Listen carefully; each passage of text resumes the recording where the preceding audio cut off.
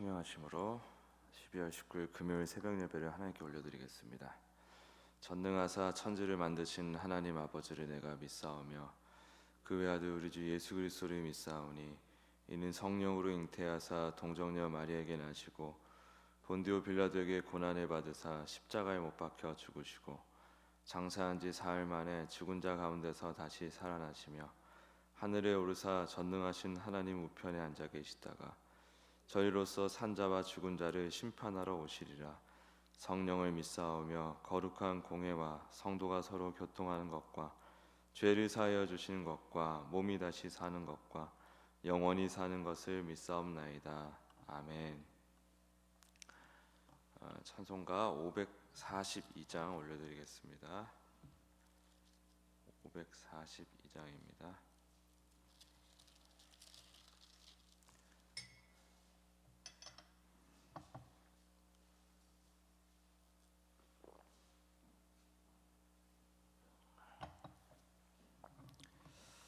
찬송가 542장 우리 박수 치면서 찬양했습니다. 구주 예수 의지함이 심히 깊은 일일세 영생 허락 받았으니 의심하 주 없도다. 예수 믿는 것은 받은 증거 많도다. 예수 귀한 예수 믿음 더욱 주소서. 구주 예수 의지함이 심히 깊은 일일세 주를 믿는 나의 마음 그의 피에 적시네. 예수 믿는 것은 받은 증거 많도다. 예수 귀한 예수 믿음 더욱 주소서. 구주 예수 의지하여 죄악 벗어버리네. 안위 받고 영생함을 주께 모두 얻었네. 예수 믿는 것은 받은 증거 많도다. 예수 귀한 예수 믿음 더욱 주소서. 구주 예수 의지하여 구원함을 얻었네. 영원 무궁지나도록 주여 함께 하소서. 예수 믿는 것은 받은 증거 많도다. 예수 귀한 예수 믿음 더욱 주소서. 아멘. 우리 시간 합심하여 통성으로 기도하실 때 지난 주일 사역회 새 임원을 선출하였습니다. 우리 선출된 새 임원들을 중심으로 하나 되고 더욱 성장하는 사역회 되도록 기도하기 원합니다. 또 사역회 찬양 축제를 위해서 돌아오는 주일 오후에 있을 사역회 찬양 축제, 풍성한 은혜의 축제 되게 해달라고 기도하기 원하고, 또 이번 주일 내년도 정책 예산 인사 최종 당회를 위해서 주여 한번 부르고 기도로 나아가겠습니다. 주여, 주님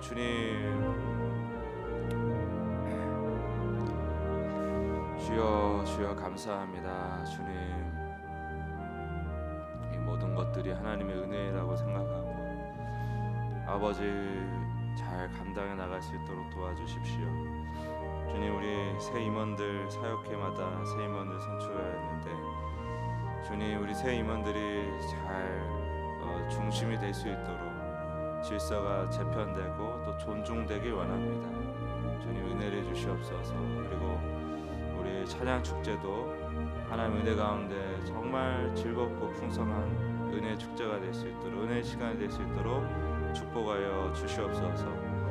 또 이번 주 내년도 정책 예산 인사 최종 당회가 있습니다. 하나님의 은혜를 구합니다. 주님 뜻대로 하시옵소서. 인도해 주시옵소서.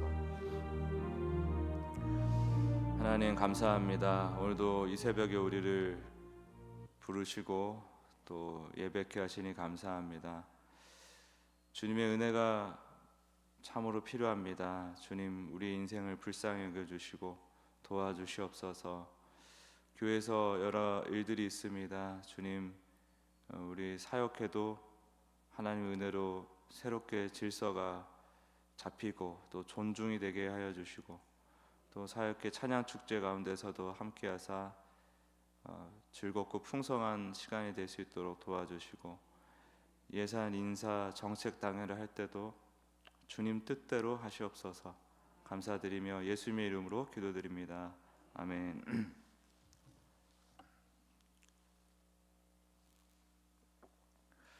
네, 오늘 나눌 말씀 창세기 26장 25절에서 24절 25절 말씀입니다.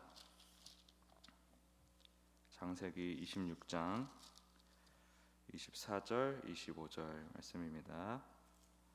같이 읽겠습니다. 시작. 그 밤에 여호와께서 그에게 나타나 이르시되 나는 네 아버지 아브라함의 하나님이니 두려워하지 말라. 내 종 아브라함을 위하여 내가 너와 함께 있어 내게 복을 주어 내 자손이 번성하게 하리라 하신지라. 이삭이 그곳에 제단을 쌓고 여호와의 이름을 부르며 거기 장막을 쳤더니 이삭의 종들이 거기서도 우물을 받더라. 아멘.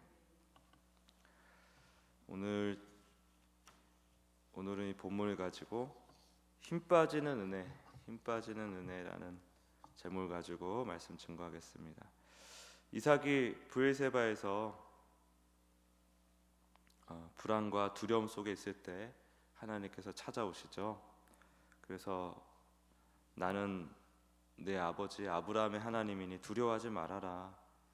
내 종 아브라함을 위하여 내가 너와 함께 있어 내게 복을 주어 내 자손이 번성하게 하리라 라고 말씀해 주십니다. 우리가 어제 살펴봤듯이 이삭이 무언가를 해서 이 약속을 받은 게 아니라 하나님이 먼저 찾아오셨죠. 일방적으로 복을 선포하시면서 내 종 아브라함을 위하여 내게 복을 준다고 하였습니다. 그러니까 아브라함과 약속하신 그 언약을 생각하시며, 그리고 그 언약 가운데 완성해내신 아브라함의 순종, 하나님께서 빚어내신 작품이죠. 그 순종을 통하여 또 그 언약 안에서 내가 이삭에게 복을 주겠다라는 말씀이었습니다. 그러니까 복음의 은혜라는 것은 우리가 복을 쟁취하는 게 아닙니다. 예수 그리스도를 위하여, 예수 그리스도를 통하여 하나님이 그리스도 안에서 우리에게 주시는 게 복이에요. 하나님과의 관계 회복, 관계의 풍성함, 그게 복입니다. 근데 우리도 모르게 반대 방향으로 살아갈 때가 많습니다. 우리의 죄인들의 습성입니다. 우리가 뭔가를 더 해야 뭔가를 더 얻어낼 수 있다. 그러니까 여전히 마음속에 쟁취하는 신앙, 쟁취해야만 하는 신앙, 이런 의식이 우리 가운데 많이 있죠. 그런 경우도 많고 또 필요합니다. 우리는 주님을 의지하면서 사는 자녀들이기 때문에 필요한 거 있으면 구하고 달라고 해야죠. 그거는 부끄러운 거라던가 잘못된 일이 아닙니다. 그런데 그런 행위를 통해서 하나님을 통제하려고 하면 그것은 우상이 되는 것이고, 하나님을 조수, 보조로 내 삶의 주도권은 내가 지고 하나님은 그저 내 삶을 도와줘야 한다는 그런 하나님을 이용하는 마음으로 나아가서는 안 된다는 거예요. 근데 솔직히 말해서 힘을 빼고 싶어도 잘 안 빠집니다. 이제 힘 빼고 살아야지 다짐해도 다음 날이면 또 인생의 주도권을 움켜쥐고 있는 자신을 우리는 발견하게 됩니다. 그러니까 힘을 빼려고 노력하는 것 자체가 또 다른 힘주기가 돼요. 그게 참 힘든 겁니다. 그래서 사람이 스스로를 구원할 수 없는 이유 중에 하나가 뭔가를 깨달아도 그 깨달음대로 살 수가 없어요. 또 다른 율법주의, 또 다른 인과율적 사고에 갇혀버립니다. 아, 이게 예수님을 따르는 삶이구나, 이게 정말 풍성한 은혜를 누리는 삶이구나 라는 걸 잘 깨달아도 그렇게 사는 것은 완전히 별도의 문제고, 그 삶은 우리 힘으로 사실상 불가능합니다. 그러면 우리는 어떻게 해야 될까요? 브엘세바의 이삭을 다시 보면 이삭이 힘을 뺀 게 아니죠. 그냥 지쳤어요. 살면서 지치고 지금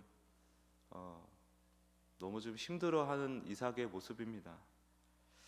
하나님이 찾아오셔서 두려워하지 말라, 내가 너와 함께 있다고 말씀하셨을 때 그 말씀을 들으면서 이삭의 그나마 남아있던 힘, 그 불안과 두려움마저도 빠져나가게 된 거죠.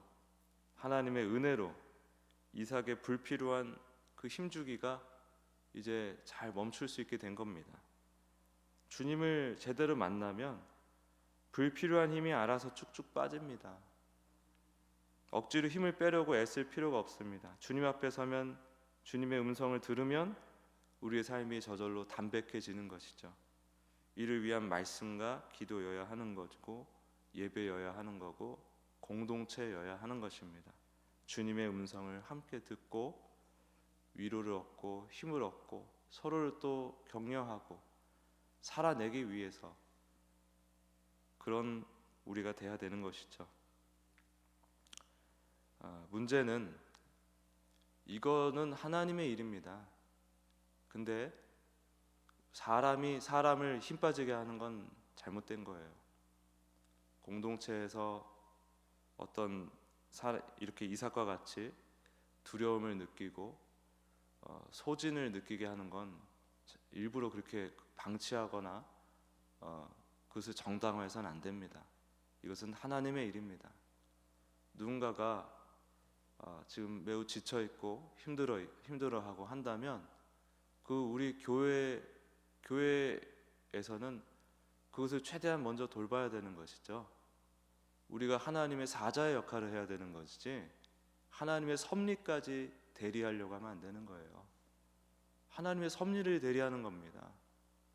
아이고 저거 힘 좀 빠졌으니 다행이지 뭐, 함부로 판단하면 안 되는 거예요. 그런 건 우리가 오히려 도와주고 긍휼히 여겨주고 함께 줘야 되는 거죠. 근데 안타깝게도 오늘날의 현실은 어떻죠? 각자 도생입니다. 각자 도생. 교회도 예전에 제가 어릴 때 교회를 생각해 보면 먼 일이 있다 그러면 온 교인이 그것을 같이 걱정해주고 도와주고 챙겨줬어요. 그 덕에 마음을 회복하고 그 덕에 또 삶을 회복하면서 정말 은혜를 잊고 살아가는 경우가 참 많았습니다. 근데 요즘은 어떻습니까? 사실은 목회자가 거의 그런 역할, 혹은 소수의 열심히 있는 리더들이 그런 역할을 도맡아 하고 있고, 기본적으로 내가 다른 이웃을 섬긴다, 내가 다른 지치고 힘든 성도들을 돌본다라는 개념은 사실 없어졌어요. 제가 보기엔 그렇습니다. 그게 소수의 이제 리더들에게 특정되어 있어서 우리가 서로를 돌본다는 개념은 사라진 지가 오래된 것 같아요. 그러다 보니까 지치고 피곤하고 이렇게 이삭처럼 소진이 된 사람들이 점점 사라지기 시작합니다. 이탈하기 시작해요. 그리고 어떤 교회의 부조리함, 부도덕함을 보고서 실망한 사람들이 회복을 할 길이 없어요. 공동체에서 하나님의 사자로서, 하나님의 자녀로서 서로를 위해서 기능하는 것보다는 그냥 우리도 각자 살기가 너무 힘드니까 어떤 명분을 교묘하게 이렇게 가져오는 것 같습니다. 성경에서 이렇게 얘기했잖아. 그러니까 사실상 우리도 지치고 힘드니까, 나도 지치고 힘드니까 방치하는 거죠. 서로를 방치하면서 그냥 목사님이 알아서 좀 해주세요, 어떤 목자님, 사역회장님, 마을장님이 알아서 좀 해주세요, 그런 의식이 우리에게 있는 거죠. 서로에게 사실은 미루는 마음이 있는 거죠. 아무튼 우리가 왜 말씀과 기도를 붙들고 예배를 드리고 공동체로 살아가느냐, 이삭과 같은 이런 상태가 있는 사람을 함께 돌보고 격려하고 그 사람에게 예수님과 같은 역할을 한번 해보라고, 그렇게 서로 보듬으라고 그런 기회들을 허락해 주신 거 아니겠습니까? 우리 주변에 그런 사람이 있다면 뭐 그럴 수 있지, 사실 무심히 그렇게 바라볼 게 아니라 기도해주고 돌봐줘야 되는 거죠. 물론 요즘은 오지랖 떨면은 그걸 또 되게 싫어합니다. 나도 누군가에게 관여하기 싫어하고 누군가 내 인생에 관여하는 거 되게 싫어하죠. 눈에 보이지 않더라도 우리는 기도로서 관여하고 관심으로서 관여해야 되는 것입니다. 자, 이삭을 주님을 만난 후에 이삭이 어떻게 살았나 보니까, 첫째, 이삭은 제단을 쌓습니다. 복을 받기 위한 제단이 아니고 받은 은혜에 대한 감사의 표현이죠. 그러니까 예배는 하나님께 무언가를 받아내는 수단이 아니라 이미 받은 복에 대한 우리의 살아있는 반응이 예배가 되어야 됩니다. 둘째는 이삭은 장막을 치고 정착을 합니다. 끊임없는 다툼과 이주, 또 온갖 그 상황 가운데 피로감이 극심하게 지금 쌓여 있어요. 이삭은 이제 하나님과의 동행을 믿는 평안 위에서 삶의 터전을 마련합니다.